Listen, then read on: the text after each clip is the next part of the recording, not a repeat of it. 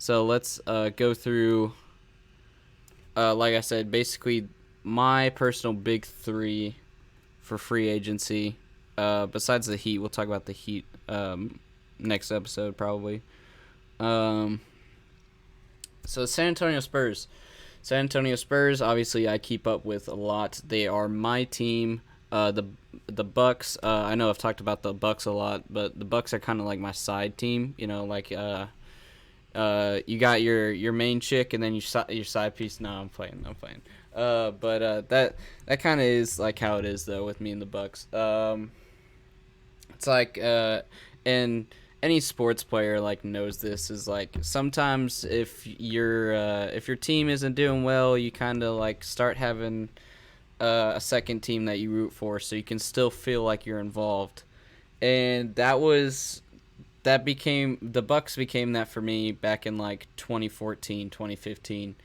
Um, and like I started watching Giannis like grow as a player. Um, so the Bucks came sort of like my side team, and that's why I get excited whenever the Bucks win because like the Bucks are my like number two team, but my number one team is always going to be the San Antonio Spurs. Anyway, kind of off topic there, but for it's just for people that are wondering like why I like sometimes I talk about the Spurs a lot, sometimes I talk about the Bucks a lot. It's because I support both teams. That's why I have basically the equal amount of Spurs and Bucks stuff behind me, but mainly Spurs stuff because I live in San Antonio. I'm from San Antonio, and that's how it is. You always got to root for the home team. So the San Antonio Spurs lost almost all of our star players. In fact, I'm not even going to say almost. San Antonio Spurs lost all of their stars. However, I think that's a good thing. And everybody listening or watching right now is like, whoa, whoa, whoa, whoa, whoa. You lost Rudy Gay, Patty Mills, and DeMar DeRozan, and you think that's a good thing? Yes. Let me explain. Okay? We lost all three of those great players. Patty Mills I'm most devastated about because Patty Mills was my fucking guy. He was he was the Australian homie. He always brought good vibes, he's one of like the very few or basketball players I follow on Instagram because he has the freaking vibes. And I just realized that I don't have my freaking logos playing right now.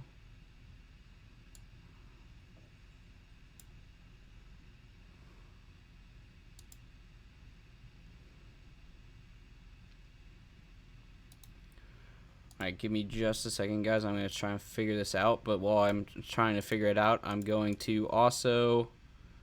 okay, there we go. Now it's fixed for some reason. I wanted my... for y'all watching on video, I wanted my...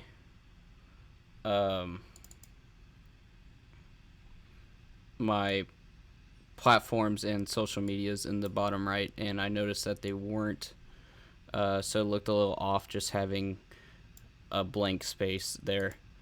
Okay, back on topic. I'm sorry, guys. I keep going on little tangents and having to fix elements of the stream. I know for audio listeners it's probably a little weird right now that I keep like breaking my sentences up and stuff, but stream's been acting kind of weird for recording this live, so I had to fix it real quick. But the Spurs, I'll just repeat what I was saying. So the stream of consciousness is more fluid. We lost Patty Mills, we lost DeMar DeRozan, we lost Rudy Gay. However, I'm still happy with the outcome, and the reason for that is because we got Jock Landale, and if we look at his stats real quick, he's another Australian man. kind of taking Patty Mills' position, not position on the court, but he taking his place as the Australian is what I'm trying to say. So he averages about 25 minutes per game in the Euro League, and in those 25 minutes, he's averaging 13 to 14 points. So efficient scorer, and not only that, he's a center. Now, I don't think that I need to repeat for the millionth time why I love that. I have said it probably, I think on the last 3 episodes in a row, I've talked about big men. So I'm not going to go on a rant about big men again. But thank God the Spurs now have a good center. Jock Landale, such an amazing pickup for the Spurs. And I only talked about his points, but, I mean, you can look at his career in Australia. I'll just read through the stat line here. Averaged 27 minutes a game, 1.5 blocks, and then almost 8 rebounds. And his 3-point percentage is almost at 40. I mean, how much more solid can you get? I think that's an amazing pick. Spurs getting a center. It says in a stat line here, 6'11", 256 pounds. Yeah, we needed a center bad, and I think he's going to be a perfect fit as a center for the San Antonio Spurs. We also picked up, I won't be able to pronounce his name, but I'll put it on the screen here in editing. I'm just going to call him AFA.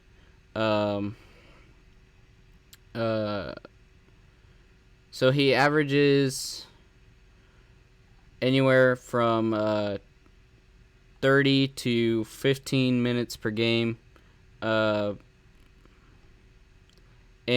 But he's not an efficient scorer, to me personally, because in those 30 points or 30 to 15 minutes per game, he's only averaging about 5 points per game, 5 rebounds per game, and 2 assists per game.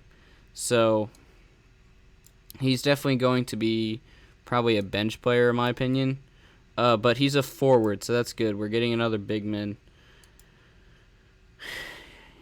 Here is the big one that we picked up. Thad Young. Power forward. And let's look at his stats real quick. So he averages about 30 minutes played, and in those 30 minutes, about 14 points. So again, efficient scorer. About 0.5 blocks and about 6 rebounds. His 3-point is 0.34, so 35, about 34%. And his field goal is 50%.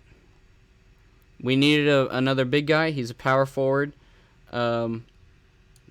He's somebody that knows how to play the game. However, he is going to have to change his number now that he's in San Antonio, which will be interesting because if you look at his social medias as well, his social medias obviously have his number in there. Like his Instagram is ThadYoung21. I don't think it's a secret that in San Antonio, the number 21 is retired for the great Tim Duncan. And so he will have to change his number. So I am interested to see what number he goes with now.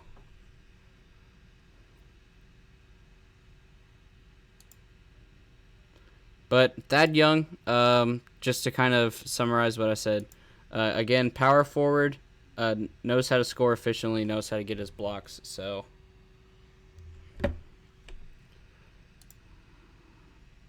and then next we got Mr. Douglas McBuckets, as he likes to be called. So he's got 20 minutes per game, 47 field goal, 40 from 3, which is really good. And then about 3 rebounds per game and 0.1 blocks per game with 9 points. And he plays small forward, power forward.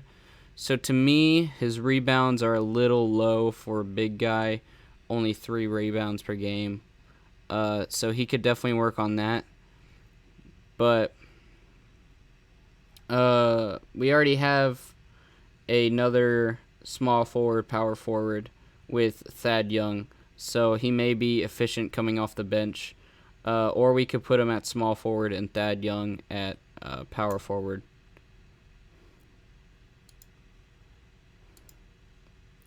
For the Spurs, that's really all I have. I want to talk more about the Spurs, but I mean, if I do, I'm really just going to be repeating myself. So I'm trying to think of like what else there is to say about it. We lost all of our stars, and that is disappointing to see. But in the process, we picked up big men. Big men is what we needed. And Patty Mills is going to the Nets. So Nets adding more scoring efficiency to their roster. And if you watch the Instagram videos after USA won, Patty Mills actually came up to KD, and Patty was like, I forgot exactly what Patty said, but he's like, I'm ready for Brooklyn or something like that. Like, Patty Mills is excited to play in Brooklyn. So, I don't know. He'll probably be obviously off the bench though, since they have Kyrie and Harden. But that's all I got for the Spurs. So